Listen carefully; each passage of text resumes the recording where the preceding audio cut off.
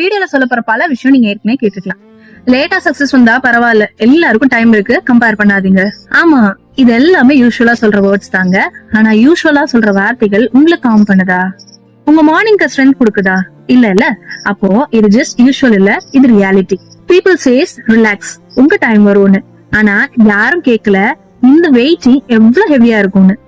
People chase late bloomers ரொம்ப ஸ்பெஷல்னு. ஆனா யாரும் சொல்லல லேட் ப்ளூமர்ஸ் எவ்வளவு டவுட்டோட வாழ்றாங்கன்னு.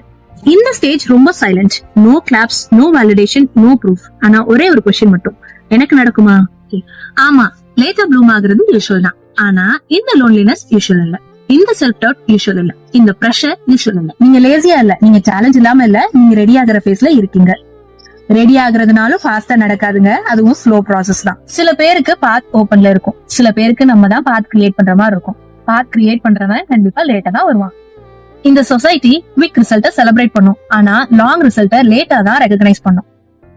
நீங்க இன்னும் இந்த ஸ்டேஜ்ல தான் இருக்கீங்க அப்படின்னா அது டிஃபீட் இல்லங்க, அது டிசிப்ளின். டெய்லி எழுந்து ஃபேஸ் பண்றது ஈஸி கிடையாது.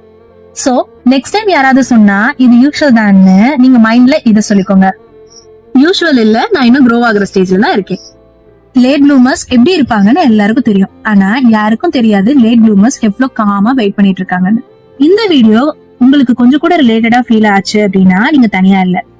லேட்டா ப்ளூம் ஆகுறது நார்மல், ஆனா அது ப்ளூம் ஆகும்போது அன்ஃபர்கட்டபிள்.